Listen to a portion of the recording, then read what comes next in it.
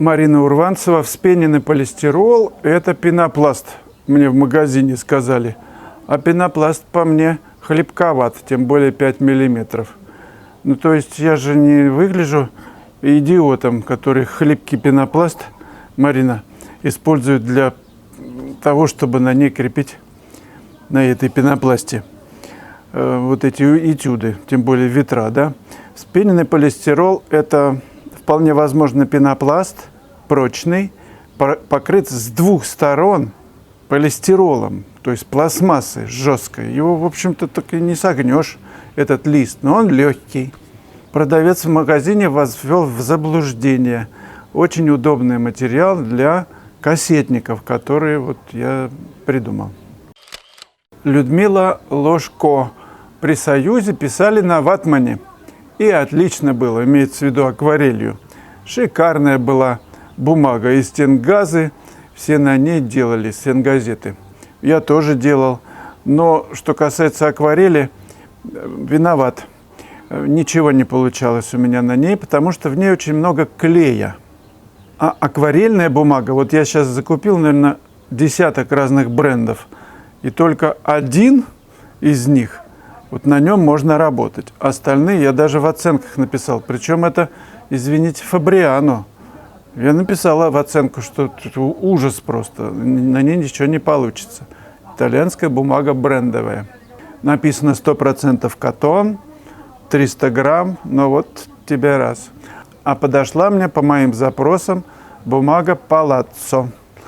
Российского производства, видимо, по лицензии. Ну, там разные их модификации выпускаются. И на Валбересе она есть. Очень хорошая бумага, на ней можно сделать все, что угодно. Так что, Людмила, я не согласен с тем, что ватман для акварели подходит. Ну, на ватмане можно работать темперой, гуашью, акварелью нет. Друзья, напомню про лайки, комментарии. Ну, вы знаете, какие крестики нужно, куда что там нажимать. Я понятия не имею, как канал развивается так медленно. Но вы делитесь с друзьями, если нравится. И будет интересные вопросы будут. Больше интересных вопросов. И сами не стесняйтесь. Задавайте уже сейчас. Прям напишите, пока я тут разговариваю. Римма Бекмамметова. Мне очень... Здрасте, Слава. Здрасте, Римма. Мне очень нравится, когда у художника в мазке присутствуют два или несколько цветов, как будто вплавляясь друг в друга. Подскажите, пожалуйста, как достичь такого эффекта? Нужно ведь еще контролировать, чтобы краски на кисти были в нужных пропорциях. Но это я сам удивляюсь. Главная штука в том, Римма, чтобы видеть то, что ты хочешь примерно, в тоне как бы отчетливо, в цвете примерно. Представляете? То есть нет понимания, что именно у тебя получится, потому что ты макаешь кисточкой там и в желтую, и в красную, и в синюю.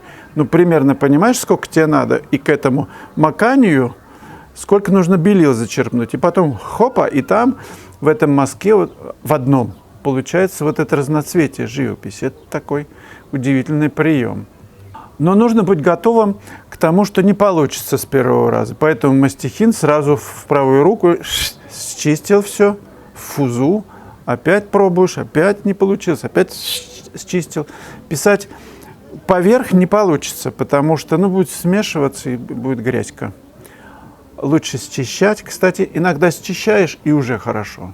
Так что счищание – это как дополнительный мазок, вернее его отсутствие. Но он работает в пользу композиции, может работать. Так что вот этой к чистке относиться как к материалу, как к способу приобрести новую фактуру. Попробуйте, Римма, это очень просто. Макнули сначала в разные, прямо эту же кисточку большую, там, например, синенький, в зелененький, в красненький, прям в этот раз.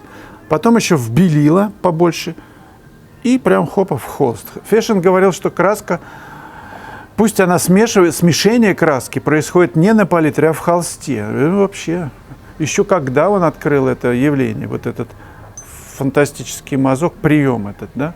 Так что им надо пользоваться.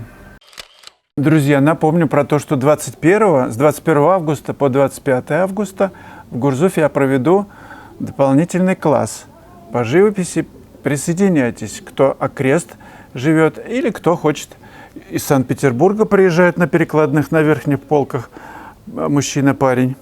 Из Москвы едет девушка, еще откуда-то. Ну, в общем, давайте набираться уже в веселую команду. Хочу вечерний сделать класс, показать вечером, как писать. Для этого мы один из дней зайдем в 3 часа, попишем дневной и еще на вечерний заход будет. Я думаю, мы это сделаем 24 числа, наверное. Да, и напомню про Альхон. Это 7-11 октября. Присоединяйтесь, это незабываемо, хотя бы раз в жизни я предлагаю туда съездить и поработать вот на волшебном материале, где есть пространство. Я там не был, не могу ничего пока сказать, видел только работы друзей, это фантастически. Почему важно писать пространство? Пространство дает цвет. Понимаете, когда мы близко, вот, я не знаю, там зелень одна, зелень другая, и что-нибудь еще, там какая-нибудь постройка, нету вот этого воздуха в картине. Его невозможно вытащить неоткуда. Поэтому важно пространство вдали. Сразу идет цвет. Александр Никифоров. Как же, оказывается, тяжело работать со взрослыми, кому за 60 он преподает. Работал раньше с детьми. Было проще.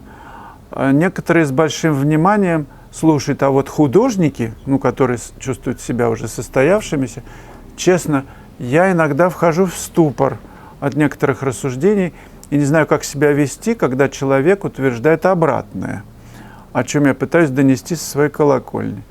Понимаю, что прописных истин на этот счет не бывает, но тем не менее, может, у кого-то есть такой какой-то опыт общения с художниками, написано в кавычках. Хотелось бы услышать и от начальника транспортного цеха. Ну, а сейчас выступит начальник транспортного цеха, и что он скажет? Он скажет, что ко мне приезжают разные люди, и бывают случаи, когда человек не согласен. Ну и что? Ты же можешь делом просто показать, не надо ничего доказывать. Вот я в этом убежден. Показать, как ты видишь. Почему ты извлекаешь из того, что видишь, вот этот цвет? Почему он здесь находится? Все. Ну, не согласен человек. Ну и хорошо. Я убежден, что ни с кем не надо вступать в спор, конфликтовать не надо. Ну, какой смысл? Человек говорит, вот попробуй мясо на ребрышках. Ну, не хочу я. Нет, попробуй. Ты узнаешь, как это вкусно. Ты еще ничего не видел в жизни, если ты на ребрышках вот эту вот свинину, понимаешь ли, не ел. Нет, спасибо. Нет, ты меня обидишь, попробуй на этих ребрышках. Не хочу. Я хочу без ребрышек обойтись, например. Ну, тебе, например, может быть, нравится этот вот хрящ, вот этот, да? Я не знаю, поросячий. А мне нет, не нравится. И что? Почему вообще нужно спорить? Ситуация выглядит анекдотично. Человек тебя заставляет в это поверить, что его вкус лучше. Может быть. Ради бога, пиши. Зачем ты тогда сюда пришел учиться, если твой вкус лучше? Ну, зачем? Мне кажется, всегда нужно давать человеку выбор. Если вам что-то не нравится, вы всегда можете взять кисточку и показать, как надо. Пусть он возьмет кисточку и покажет.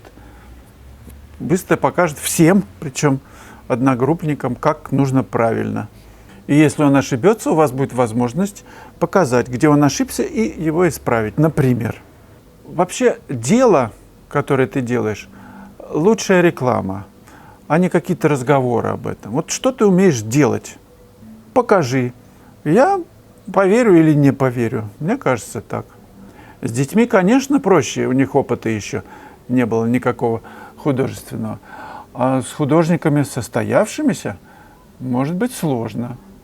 Но вы знаете, я поддерживаю любые начинания состоявшихся художников, потому что у них, может быть, сложился какой-то уже стиль, видение сложилось.